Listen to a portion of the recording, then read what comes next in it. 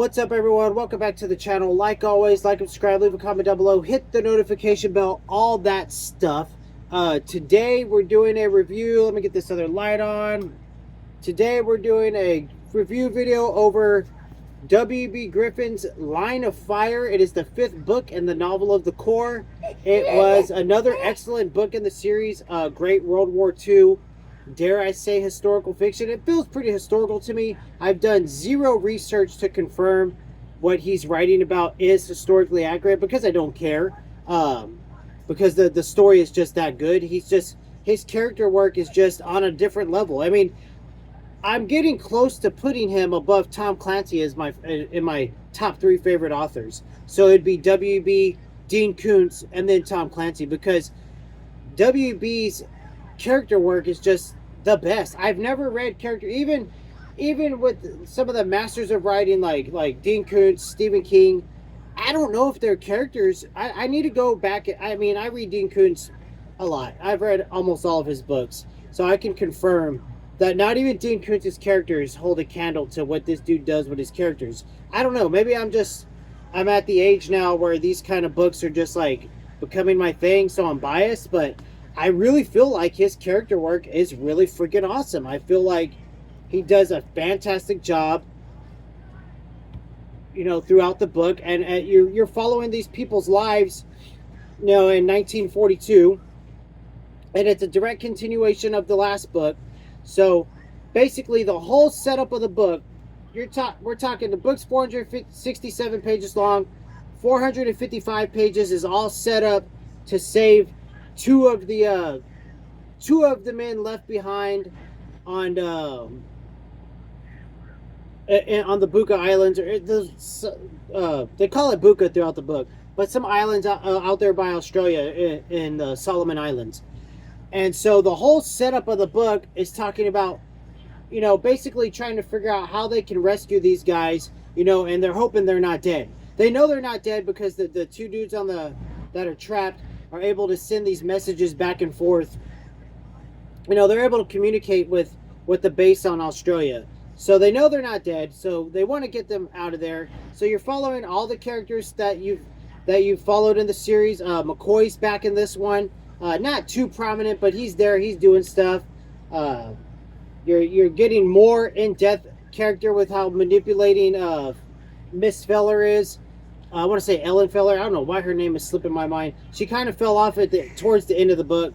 Her character wasn't needed to round the story off. Pickering's Fleming isn't in the book as much because he comes down with malaria, so he's dealing with that. You get a little bit more of his son Pick going on in the book. You're still following Koffler and oh my god, Lieutenant Howard. They're the 2 trapped on the island, and what they're going through, it's pretty horrendous what they're going through, but they still make it the best of it, which is crazy how he writes those characters into it like that and doing that kind of stuff. So overall, this book was a 10 out of 10. Another 10 out of 10. W.E.B. Griffin is not letting me down, and I really wish I could go back, and someday I will read the first 2 in the series, because I was a lot more harsh, and I don't know what I don't know. Maybe, I don't know. I definitely have changed a lot since I read the first 2, which was only the beginning of November of 2025.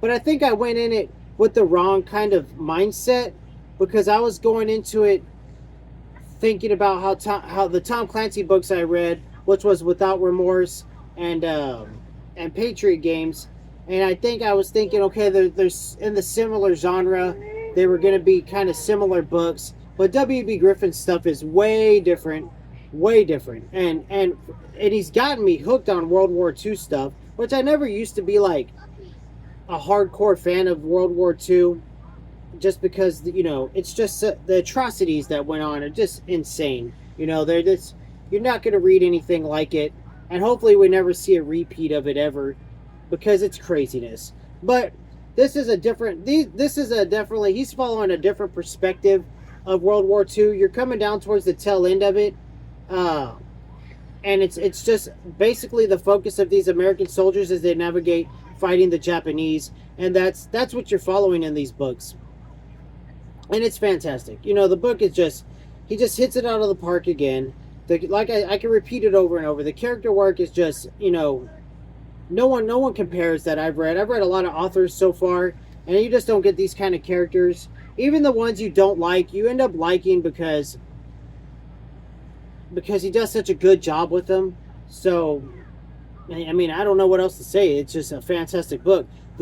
His books are so dialogue heavy that the story is just a small part of it. But what he does with the story is just phenomenal. He is a great storyteller. And look, the tagline at the bottom: Griffin's books have hooked me. There is no one better. Chattanooga Times Free Press. I am starting to feel that way about his work, and I really want to just keep reading the series and just knock it out. But I want to make sure I'm reading other people too. There's a lot of great authors out there, and I want to read as much as I can. I spent most of my life not reading, so now I'm reading a lot now. I got to make up for lost time, so I'm trying to read as many books as I can for the remainder of the year. And it's going to be fun to go back over the year and see just exactly what I read. But I will say this, if you are a super offended person, you're very liberal in your ways, which, I'm like split down between. I'm like a neutral when it comes to conservative and liberal. But if you're a liberal and you find some things offensive, these books are a product of their time. Don't read them. Like, I'm just telling you now, don't read them, because you're going to be real upset with the language in the book and, some of the way these characters talk, because these characters are based in 1942, and those people, people back then thought completely different than what you and I think. And he hits the nail on the head with how these characters were acting. And he wrote this in the 90s. So, you know what I mean? The 90s was already 50 years since, am I doing my math right? Yeah. He wrote this book 50 years after World War, where his setting is in the book. So, just, fair warning.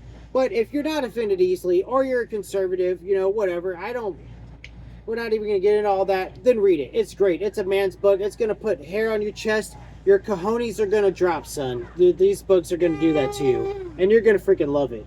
Like, this is, somebody's called it, what'd they call it on Goodreads? Bromance books. It's not that there's romance in them. It's just you're going to be swooning for W.E.B. when you read this stuff, because he's so freaking awesome. Even Tom Clancy has a tagline on the back: Griffin is a storyteller in the grand tradition. And he is. It's just phenomenal what he does, how he conveys his story. So, that's all I got to say about this 10 out of 10 rating. Next up on the TBR is a new author for me. He has a book that he wrote as a ghostwriter for W.E.B. Griffin that I'll get to someday. I got the series I'm reading, the core novels, and then I'm going to read the Honor Bound series, and then I'm going to read the Presidential Agency series, which this author has book 8 or 9 he wrote for it. So I can't wait, and I can't wait to start. I believe this one is part of a small series for him. Jack Stewart's Unknown Writer. I've heard he is like a master of modern aviation within novels. So I'm pretty amped up for it. It's hard stuff to write about. Even if you have a great knowledge of it, it's still hard to write about. Now, put yourself in my shoes. Right now, it just sucks. It's even harder because I don't know nothing. So, but I message people, I Google a lot. So, but that's the video today, guys. Like, subscribe, leave a comment down below. Later.